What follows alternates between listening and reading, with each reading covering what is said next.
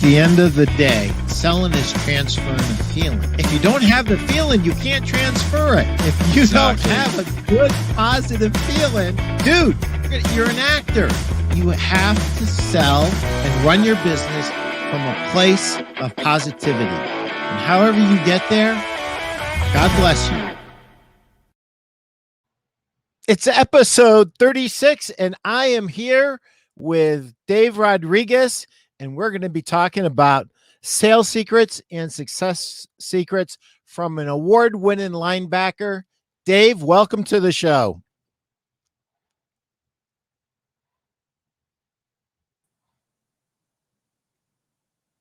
I can't hear you, Dave. Uh-oh. Can you hear me now? Yeah, I can hear you now. Gotcha. I'm so excited to talk to you. I forgot about my sponsors. So let me get the show paid for first. Hey, from our sponsors at Sell a Million, if you haven't bought this book yet, what are you waiting for? There's over 101 tips for furniture and mattress store owners to sell another $1 million or more this year. It's less than 2 cups of coffee, less than a lunch. What are you waiting for? Hurry up and get it. And from our friends at Mattress Industry Network, the Facebook group for retailers, by retailers who help each other succeed. Thank you very much for your sponsorship, Steve. I appreciate you and everybody in the group. If you own a mattress store or you are in the mattress industry and you want to get better, you want to be a better owner, you want to be a better salesperson, you want to be a better general manager, join the Mattress Industry Network. It's about 1,000 strong right now, and the core values are helping others to build, market, sell, and succeed in the mattress industry. Thank you again, Mattress Industry Network, for your support. We appreciate you, and thank you, Steve. All right, Dave, let's get rocking and rolling. So I was reading something very interesting today. And I forgot that you won the Hank Critchfield Award as the best linebacker in the Ohio Athletic Conference your senior year. So congratulations, about 30 some years too late. That's right. No problem. I didn't realize that until I was reading up on you. So there listen, you have taken the lessons that you've learned on the football field and you've translated them beautifully into a very successful sales career. So that's why I wanted you on the show. And when we were having lunch, what was it, a few weeks ago with your dad and your brother, yep. I kind of popped the question and was pleasantly surprised that you'd be willing to share. So let me start off with this question.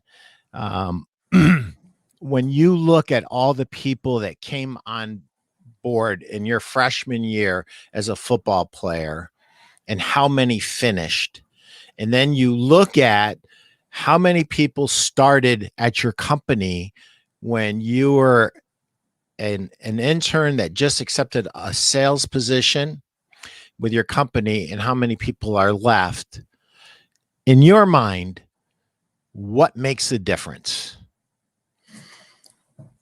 Well, obviously, many things in life are, I would say, a marathon and not a sprint. Yep. And you have to show up every day. You have to do, the little things over and over and over again. And obviously forming good habits and taking care of yourself, and just having a positive outlook, every day is very important. Just for the long term, but it really just is a marathon that you have to understand that and realize that it's going to take a long time. It's not going to happen overnight. There's no overnight successes usually. So I want to stop you right there. Success often takes longer than we would like. And we are living in a world right now where there are a lot of young people coming into into the workforce with unrealistic expectations. And and I don't know where it all comes from, and I don't really care to dive into it, but it's a fact. My store owners have a very difficult time hiring people, training them, retaining them, and I want you to take me back in time. Where do you think this came from? This perspective that it's a marathon, not a sprint. Forming good habits. Where did that come from? Did that come from something earlier in your childhood? Where did that come from? Most people learn the hard way about good habits. Right. Well, I think a lot of it is the way you're brought up, and I was blessed with really good parents that instilled a good work habit, discipline. Hey, this is what you have to do every day. Here's your chores. You got to do your homework. If you want to be a better athlete, you're going to have to work out. Stop. Hold on. You had chores? Oh, yes. I always thought your mom and dad were such nice people, and God rest your mom's soul. She was wonderful. I just loved her. Thank you. So they abused you. I mean, they made you work, right? It was like child labor for free, right? Basically, yes. It was good though. It's, I've got 3 brothers, and we've all got a really good work ethic, and we're all successful at what we do. And, that leads to other good things in life. And it all starts with, when you're younger, are you going to school? Are you doing what you're supposed to do? Are you, listening? Are you paying attention to adults and respecting them?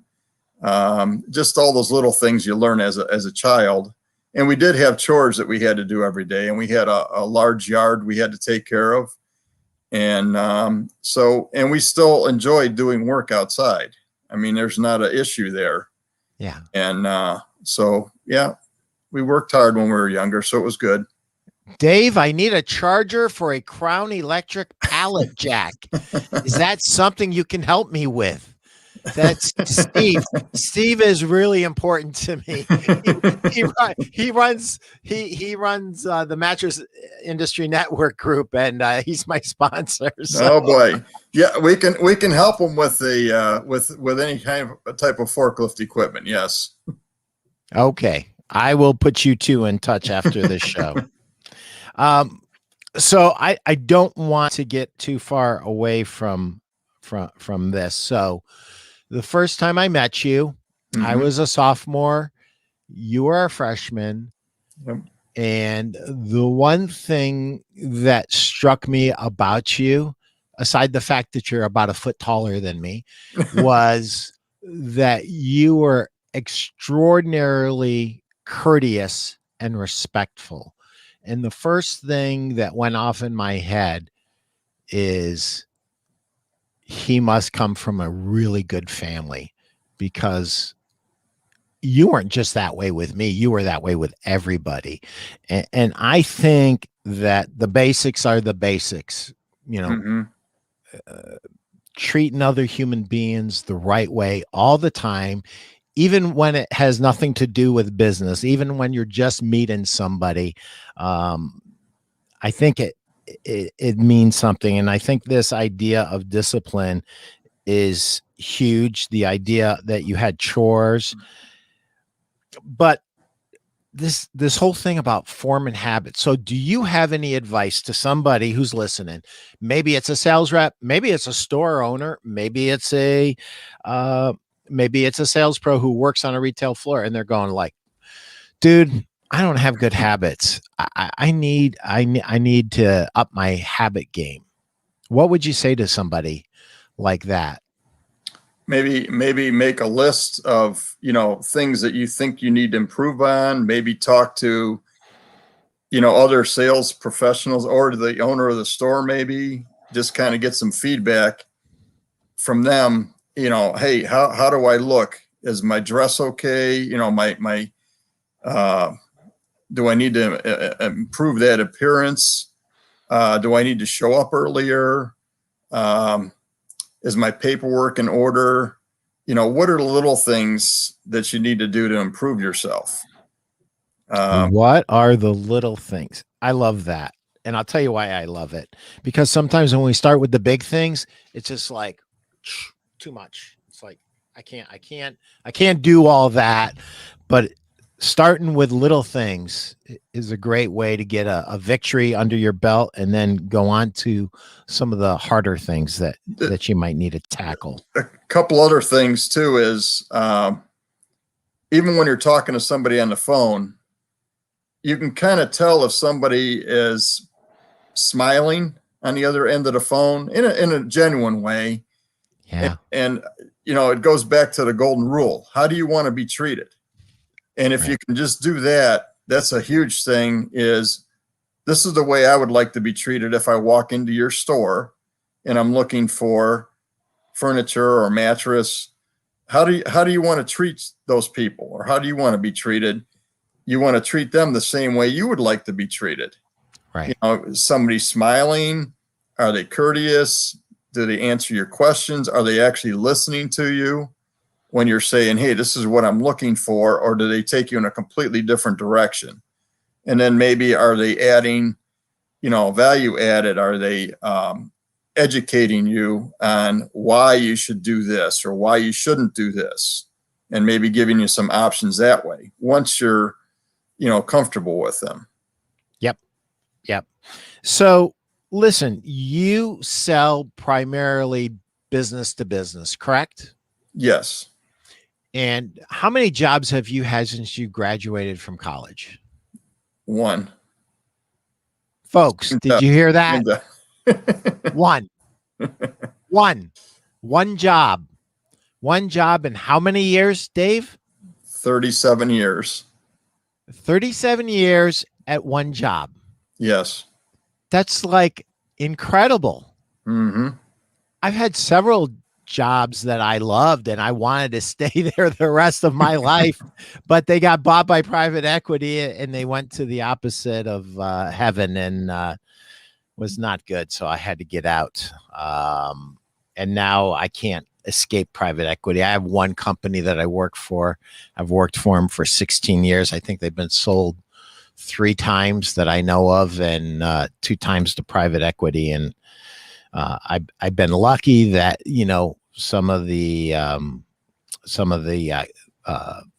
executives that came in felt that they wouldn't mess with me, because usually all the top earners get cut, and I was always the top earner. So that, you know, basically puts a target on your head.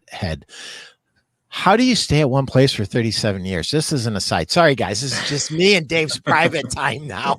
No problem. No problem. You guys can listen, though, if you want to. So basically, I work for a very good company. They basically leave me alone and let me do what I'm good at. And they give me the tools to do that. We're on our 3rd generation of ownership.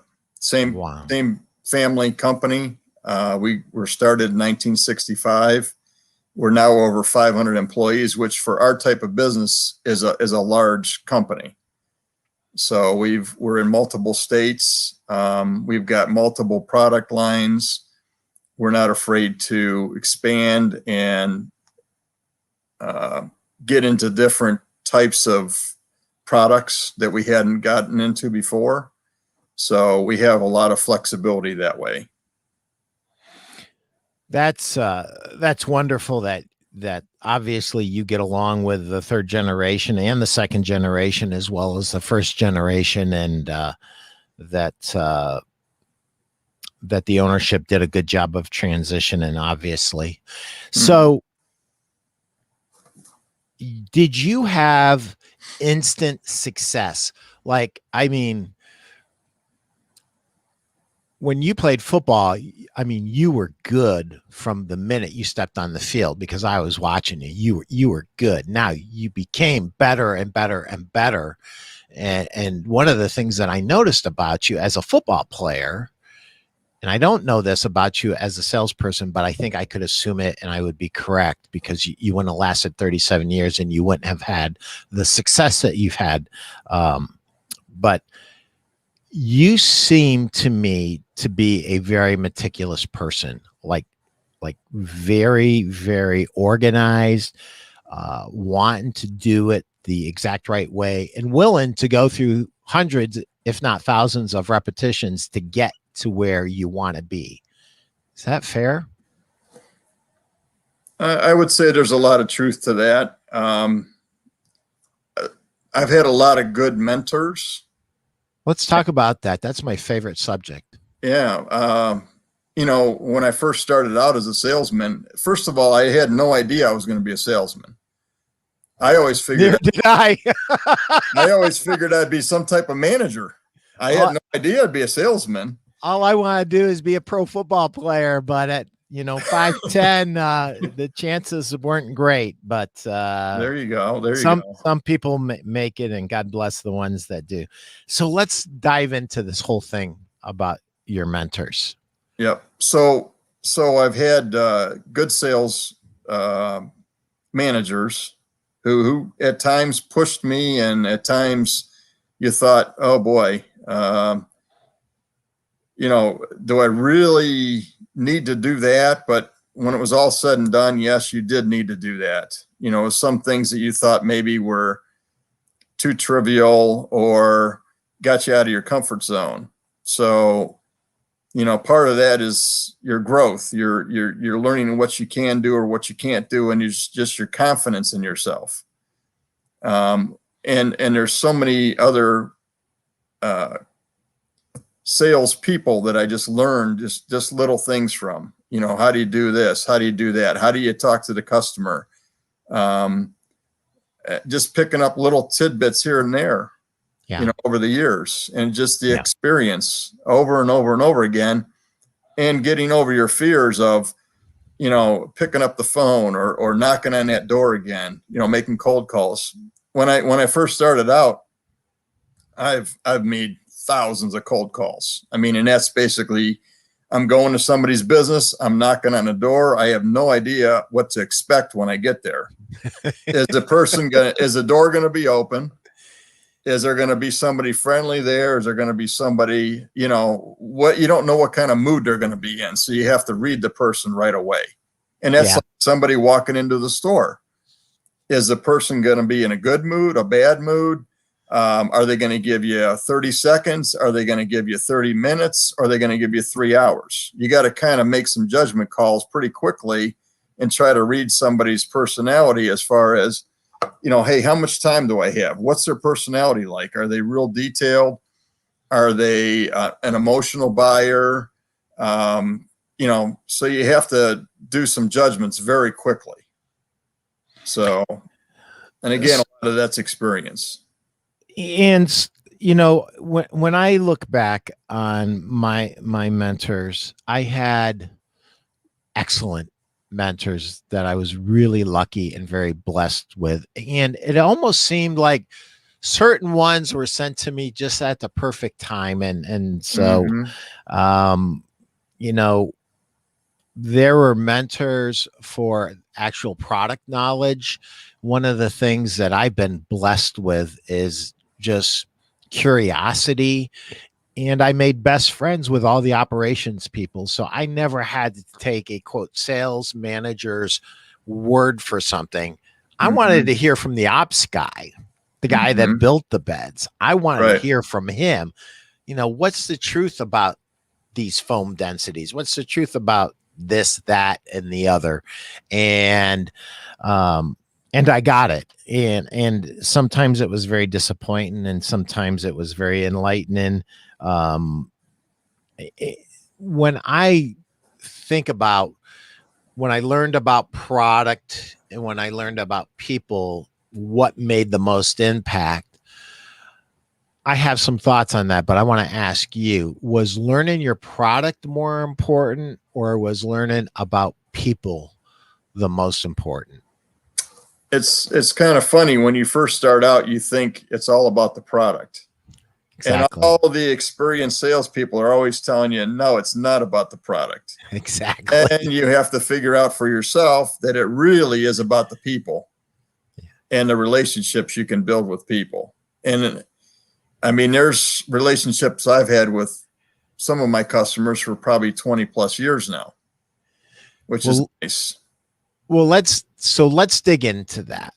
The only way you're going to have a relationship that lasts 20 years, especially a business relationship, the only way that that's going to happen is if there's honesty on both sides of the table, right?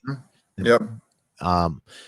So what is it? Is it the fact that you just kind of went through the numbers, or are there certain things that you do that are you better at identifying good owners who are truth tellers versus, I mean, listen, we all deal with gonoffs, right? Thieves. We all deal with business owners that, are unscrupulous. I mean, we do. And we have to make judgment calls, whether we do business with those people or not, very quickly. What kind of flexibility does your company give you with that? Obviously, you don't like to turn down any business if possible. Yeah. But if you're going to have somebody that's not truthful with you, that's going to be probably an issue. And usually you can figure that out pretty quickly, I think, once you've been doing this for a while. If somebody's got a few minutes, I usually try to just kind of get to know them a little bit better. Where are you from? What do you like to do? And not a pushy way at all, just very, and if they don't want to engage with that, that's fine. I'm just, just kind of a friendly type thing. Like when you first meet somebody, what do you like to do? Where'd you grow up? That type of thing. So right. that I think that helps also. Yeah. Yeah. I forgot who said it. Maybe a lot of people have said it. Be interested instead of being interested. If you're really truly interested in your customer, they'll often reciprocate. And so I want to give some red meat to our sales pros that work on the retail floor. I know that you don't sell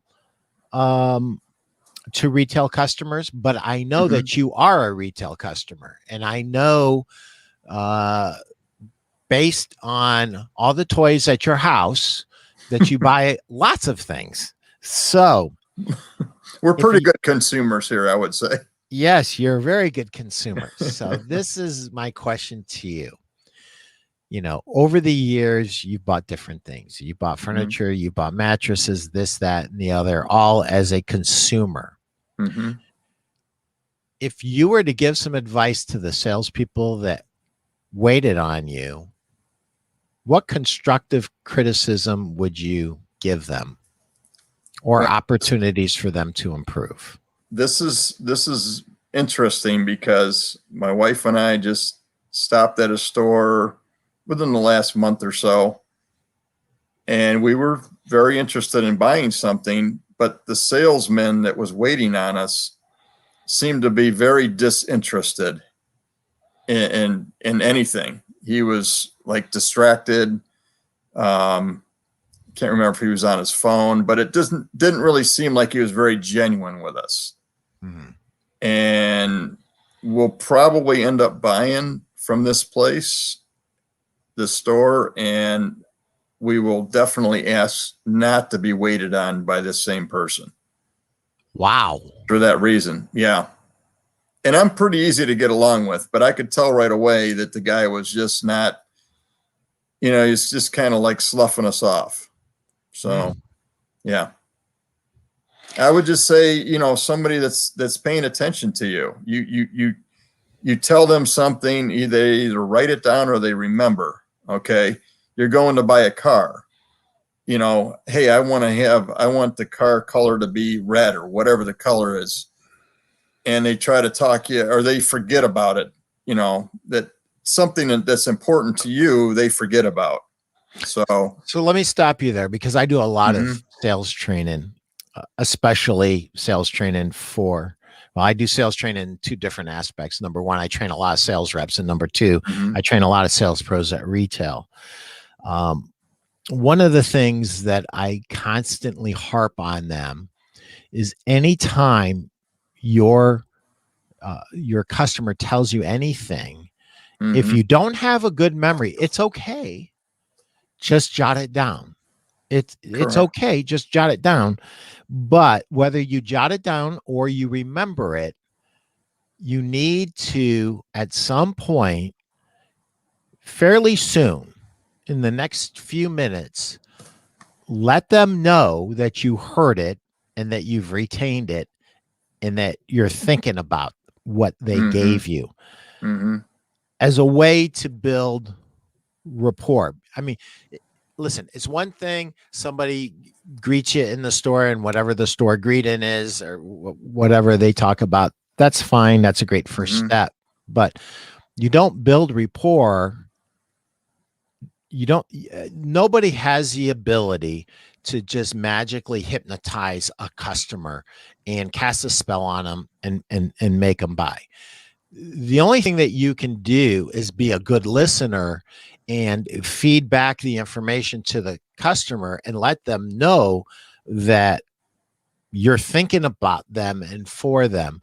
And so you give this person some information, they're not feeding it back to you, and then they actually, when it comes time closer to the selection process, they seem like they completely forgot. Mhm. And what that says to you is you don't care about me, Right. right? Exactly. Yep. And it's like, and as successful as you are, here's the bad comedy of the whole thing.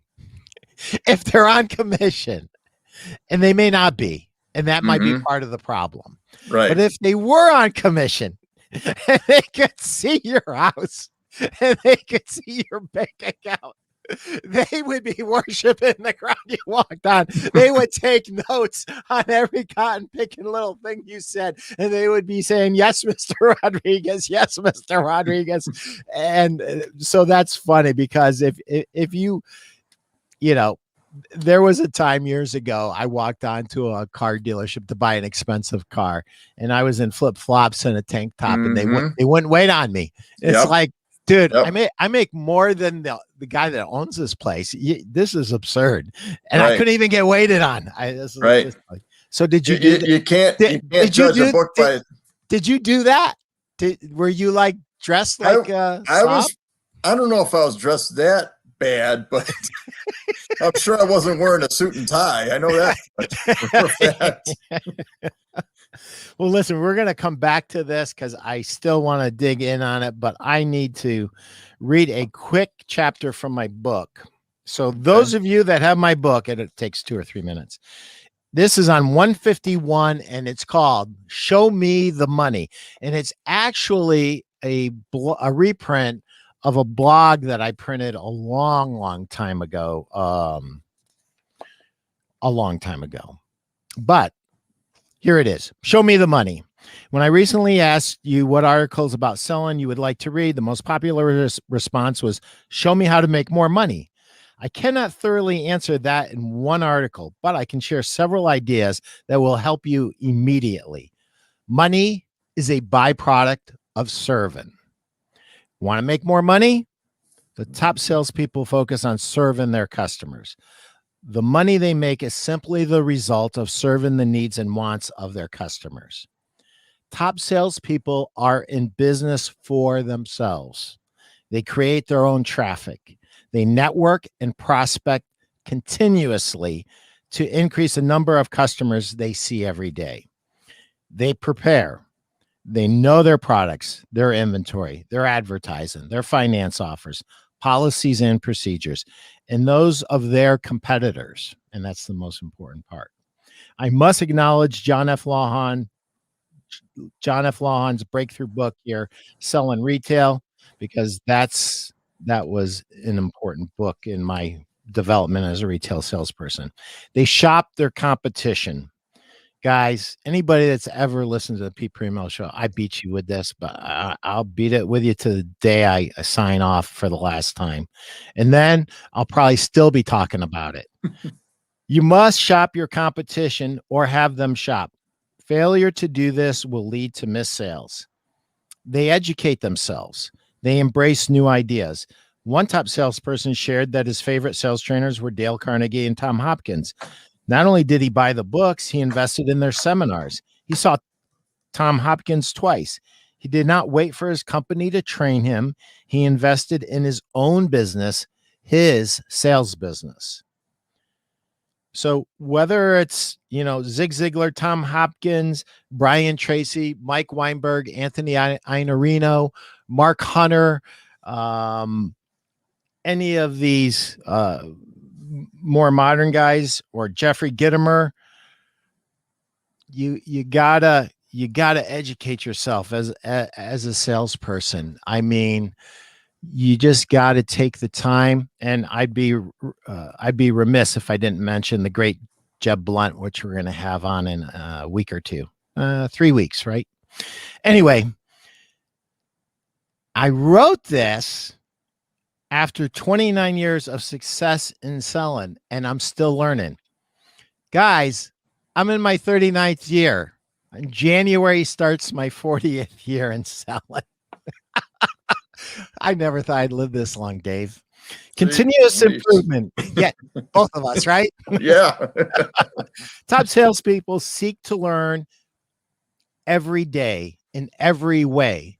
And that includes listening to your teammates. If you're a sales pro on a retail floor, that includes listening to what your teammates say to customers, retaining the good and discarding the bad, right? If you hear somebody say something that you would never say, that it just has no integrity to it, it just stinks in every way, just make a note. That's not me. I don't do that. But this other thing that this other dude did over here, or dudette did, that's cool, man. I'm going to do that. Why didn't I think of that before? So they study their coworkers for new ideas and techniques. They become friends with the sales representatives so they can learn everything they can learn from them. And, I've become friends with many sales pros on many floors. And before, my first 9 years I spent on the retail sales floor, I became friends with a lot of sales reps, and they all said the same thing. Pete, I wish everybody really wanted to learn like you. And so anyway, they measure their success. They know their metrics. They measure their closing rates and their average ticket. They strive to improve their statistics. They are on a mission to improve their service to their customers. They know what to achieve. They know that to achieve true success, everyone must win. And I couldn't say that enough times. They follow up. Before I read John F. Lawhon's book, Sell and Retail, I would send thank you notes to only the people that bought from me. After I read the book, I started sending thank you notes to all my customers. Everyone I waited on, if I could get their address, I sent them a thank you note. And I'll tell you a story in a minute about that. Lawhon explained that the one difference between good and great salespeople was a great one sent thank you notes to all their customers. He was right. My income went up. The most important follow-up is a phone call the day after the customer shops your store. Find a mentor. We already covered this. Who do you know that is the best? Model yourself after them, but do not lose yourself. Follow the principles of your mentor's success, but be yourself. On my YouTube channel, you can see the video I created about me and my mentor. Just go to blah, blah, blah, blah, and I'm not going to read that part. So, Dave, I covered a lot. Anything there you want to comment on? Pete is getting old, but he keeps bringing fresh ideas to his customer. Thanks, Pete. You're welcome, Steve. I am old, brother. I'm 61. I never thought I'd live this long. You got a long way to go, Pete. Come on. I'm very You're happy. good. I'm very happy about living this long, because I really, most of the time, especially when I'm not moving, I really don't feel very old. And sometimes even when I am moving, I feel pretty young. But there you go. So So getting back to your thank you notes. Yeah. Very nice touch. Again, how many places do you go into as a consumer and somebody thinks about you after the fact, even if you didn't buy something? So here's a true story. Years ago, I worked at Kronheim's Furniture, Mm-hmm. and right next to us was Furnitureland. It was the same parking lot. People would park in the middle. They'd walk over to Furnitureland. They'd walk over to Kronheim's. It was unbelievable. So I lost a sale. I didn't know I lost a sale. I thought I had a great rapport with these people. And listen, so Dave, you know this about me. I mean, I'm the dude that goes after Moby Dick with tartar sauce in his boat, in a rowboat. I'm that guy. I just think I can do it. I really believe that. Mm-hmm. I've always believed that. And I'm in shock anytime I come a little bit short, which, trust me, happens often. But so I missed a sale. I got their information. I wrote a thank you note to them. Mm-hmm. And like 2 or 3 weeks later, they show up. And I'm like, I thought you were gone. And they said, oh, we bought at Furnitureland. I said, oh, well, I don't know what to say other than I'm sorry that I couldn't help you. Well, we came here to buy from you. I go, but you bought at Furnitureland. And they said, yes, but 2 things happened. One, we got a thank you note from you, but the guy that we bought from didn't send us a thank you note, and the delivery was late. So we figured we wanted to see if you had this in stock, if we could get it set up for delivery, and we're going to go and cancel the other one. And so I got my sales manager involved. My sales manager got us a delivery date. We had it in stock. Thank you, Lord. And we did business, and we did business not one time, but many times. So one of the things that I want to say to you as a sales rep, you as a business owner, and you as a sales pro working on a retail floor, your customer satisfaction or dissatisfaction is always relative to something else. And so our job is to give them as good of an experience as humanly possible. And that includes sending a thank you note. And if somebody wins initially, but fails at some point, that creates an opportunity for you to come back and win the sale. So I had a few like that, but that particular one just kind of jumps out at me. So you've had an apathetic salesperson. Have you ever had too pushy of a salesperson at retail? Oh, yes, of course. So tell me about that a little bit. Well, I don't think it's as bad as it used to be, but car salesmen always got a bad rap, I think. Yeah. And a lot of it was deserved. It's just some of the techniques I think they used to use. I don't think they use a lot of those anymore. It seems like they've gotten away from that. Because a lot of people just don't want to go buy a car, and me included. I don't want to be attacked. I want to just be educated, and I don't need to be sold on it. If I'm going to buy it, I'm going to buy it. So just give me the facts. Do you have it? And be truthful again. Be honest and truthful, and pay attention to what I'm talking to you about. So let me ask you a question. Would you spend a little bit more money to deal with an honest salesperson versus somebody you thought would steal the filling out of your teeth? Absolutely. Yeah, me too. Yeah. Me too. Yeah. Happens almost every day. Right. Higher quality and a better. Roger, do you see that? Roger, how you doing, bud? Roger, you're too kind. Pete Primeau, Dave Rodriguez. Great interview from 2 of the greatest players at Baldwin Wallace College.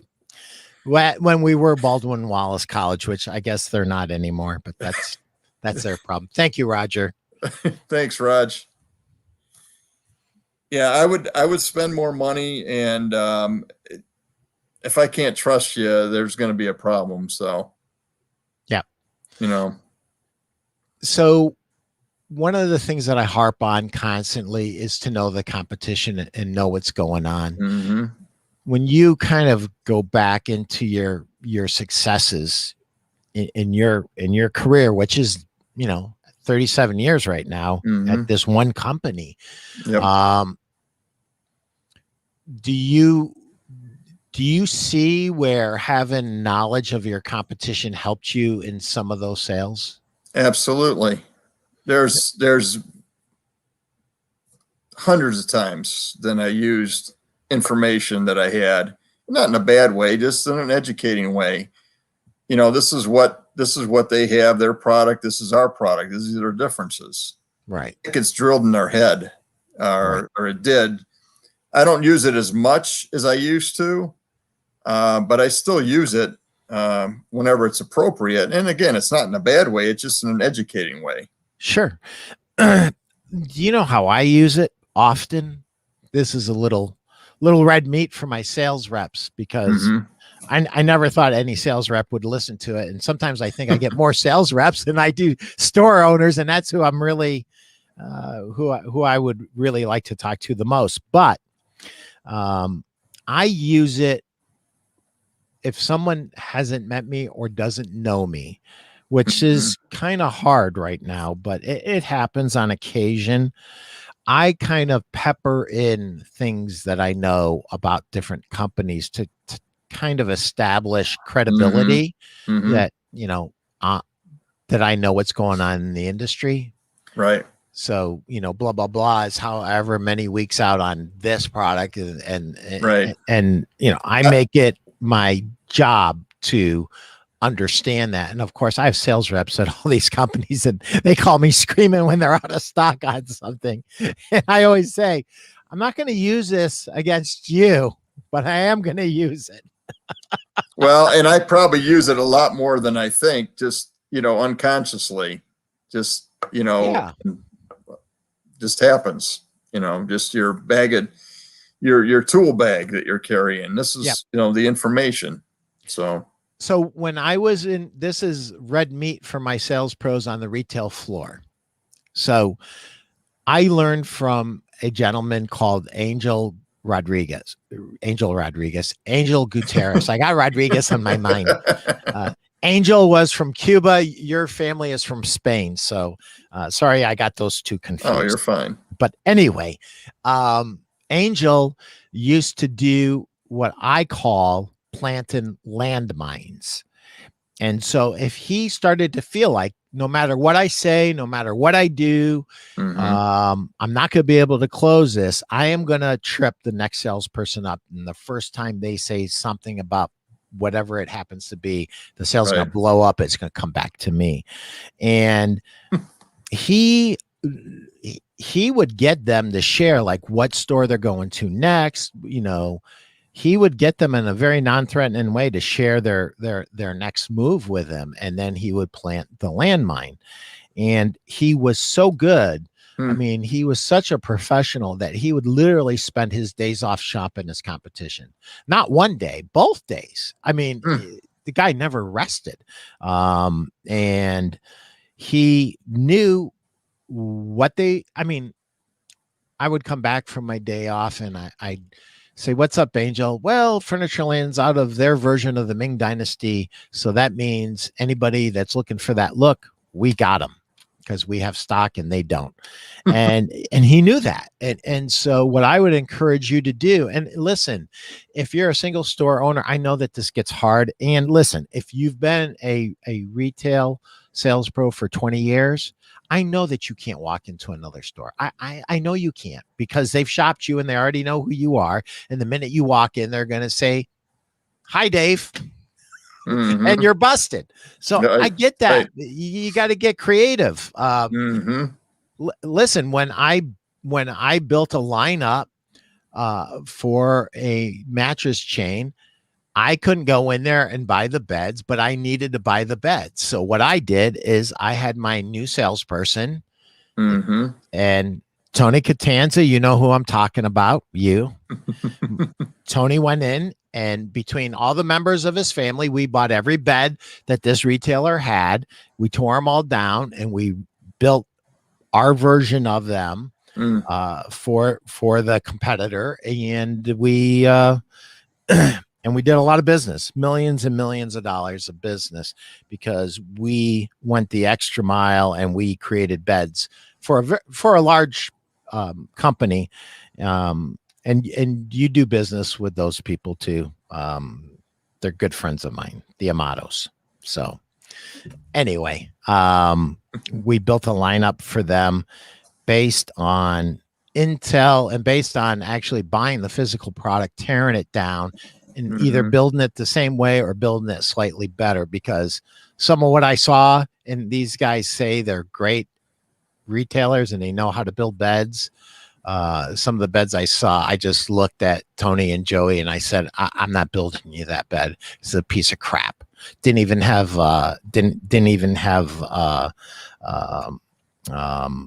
some fundamental padding that it should have to prevent the springs, the foam from going down into the springs. So we built the beds at least as good, if not better, and at cheaper prices so that they could make the margin that they needed. So intel becomes very, very important. So as we're kind of starting to wrap this thing up, we started off talking about habits.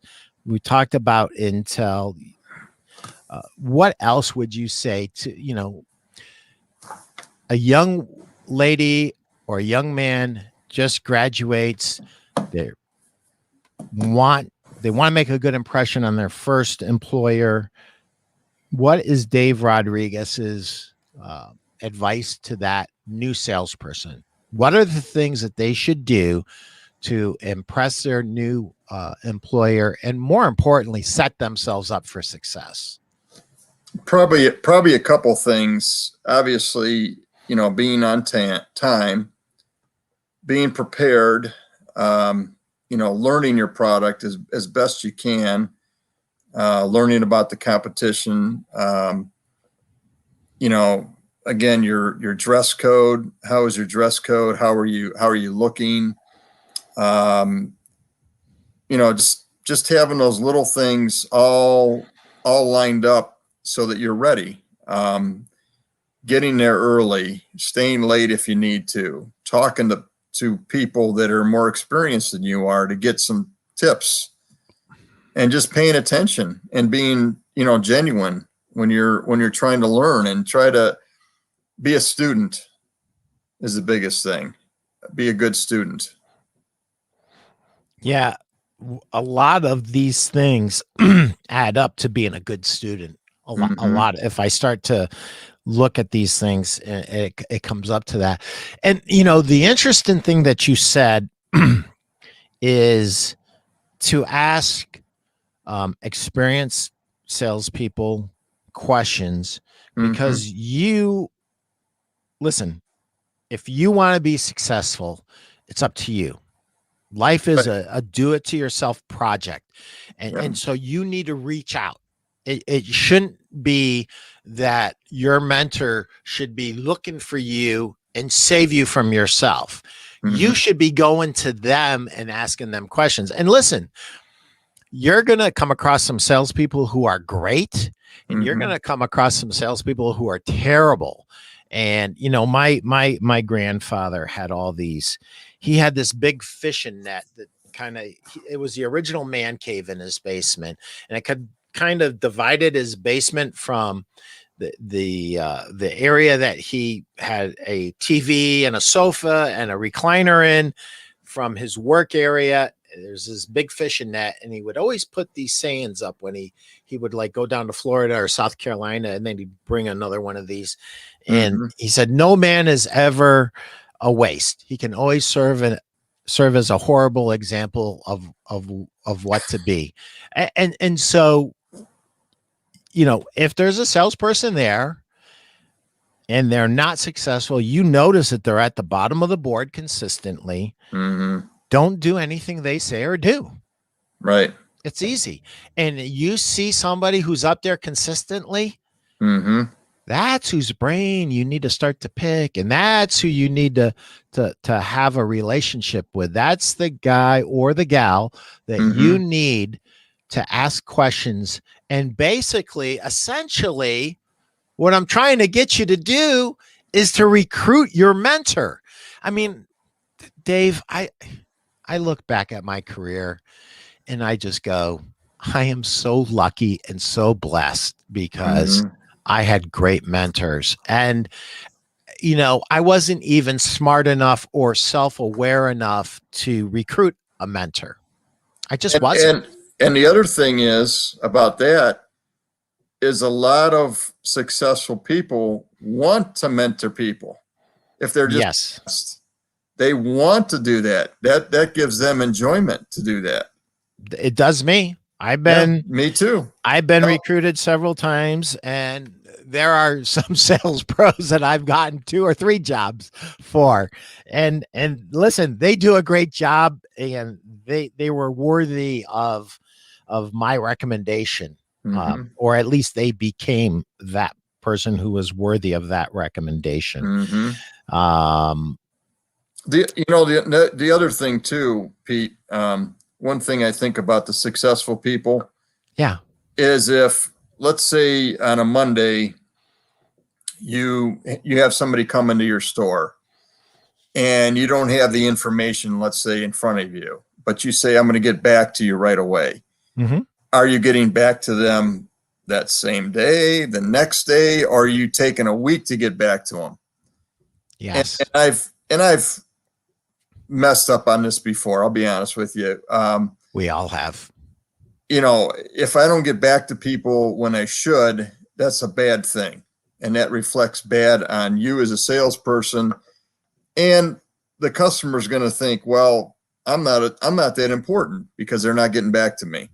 Right. So if you tell them, hey, I'm going to get back to you tomorrow, get back to them tomorrow. Even if you don't maybe even have all the information, at least they know you're trying and that you're thinking about them.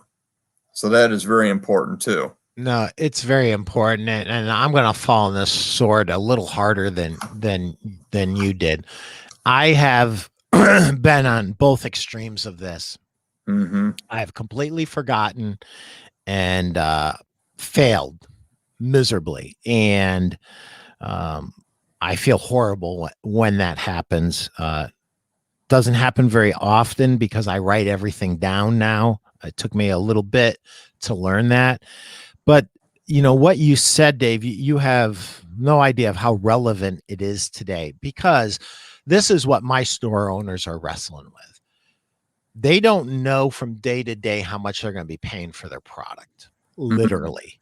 Mm-hmm. Furniture and mattresses and all the products associated with them are going up constantly. When they sell it to you, if they don't have it in their warehouse or their back room, they honestly do not know when they can get it. It used to be that if they didn't have it and it was a mattress, they could have it within a week. And if they had a really crappy manufacturer, it would take 2 weeks. But Similar things are happening in our industry too with the supply chain. You mean it's not just my industry? No. Pricing, the shipping. I mean, there's a lot of unknowns, unfortunately. So there's a lot more communication that you need to do or have between you and the customer right now than you ever had before. Yeah. Yeah. Things are changing constantly. And so I'm going to say this to my brothers and sisters who are sales reps. And I'm going to say this to you as a sales pro who works on a retail floor and also as a store owner. Sometimes you can't get back to the customer because you don't have the answer, but you can make this phone call.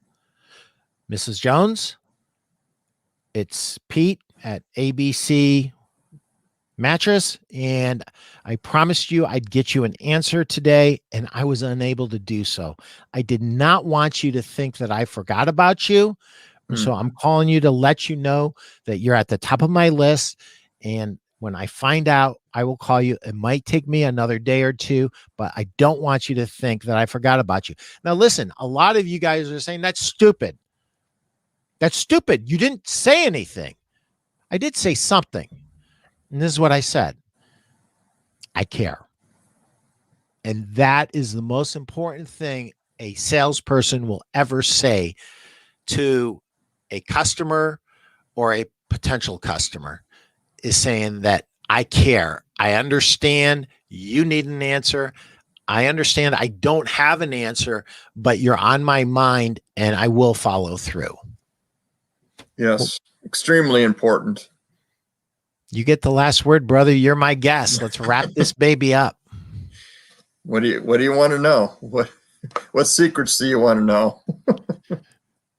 I don't know. I think you gave us a lot. I mean, the perspective. Be yourself. The golden rule. The golden rule is the huge one, I think. Yeah. That takes care of 99% of the issues you're going to have. It does. How do you want to be treated? If there's a problem, how do you want to be treated? You want to be treated like you would expect to be treated by somebody else. And as long as you're doing that, that's usually going to be, there's a certain amount of people, a small percentage that you're probably never going to, maybe satisfy at 100%. But 98% of the people, 99% of the people, usually you can take care of them pretty well, I would say. Yep. The one thing that jumps out that you said to me that I think is so important in this world of instant satisfaction, I want success. I want it now. Mm-hmm. My buddy owns a steel company. I was hanging out with him at his pool over the weekend. And he said, Pete, he goes, I advertise for welders, can make up to $38 an hour. Mm-hmm. Well, they want to start at $38 an hour and they don't have experience. Mm-hmm. They don't want to start at 20 or 25. They want to start at 38. And he goes, I just don't get it. He goes, Pete, when I got out of school, I knew that I really wanted to be successful. I knew that I'd have to work hard. And I was willing to bide my time and make less than I wanted to make until I kind of got the knowledge and the ability to generate more income. Mm-hmm. And the thing that you said very early on is it's a marathon, not a sprint. And I would more accurately say, and not to be corrective or dismissive, because I think the general sentiment is wonderful and it's great. Life is a marathon and our careers are a marathon. But I really think that in the world of sales, it's a series of sprints, and you really need to learn how to rest and recover in between your sprints rather quickly. And one of the things that you said, Dave, and you said it almost in passing, and it hits me when I go to these reunions. I'm like, did I go to school with this person? They look like they're 20 years older than me. I mean, look at them. They're like, got one foot in the grave. And I'm like, taking care of yourself. If you're a professional salesperson, you got to take care of yourself. You got to get sleep. If you're selling sleep and you're not getting a good night's sleep, take a good hard look in the mirror and fix it. Guys, you got to fix it. If you're not exercising, listen, you don't have to exercise a lot. If nothing else, get a half an hour walk in every day. Mm-hmm. Nutrition, you don't have to eat and be a 2% body fat bodybuilder and eat only clean all the time. But 90% of what you put in your body should be good, wholesome food. I mean, there's no secrets to taking care of yourself. And if you have a bad habit, figure out how to overcome it. You got to take care of yourself. At the end of the day, we have a brand and our companies have a brand. But usually your brand is linked to positivity. Usually it's linked to being creative. And if you're not positive and you're not energetic and you're not creative, dude, what are you bringing to the party? I mean, you got to come ready to deliver for your customer that comes in. And that's true on a retail floor. That's true as a sales rep. That's true as a business owner. Store owners out there, you're making a sale every day. Even if you no longer work on the retail floor, you're making a sale every day.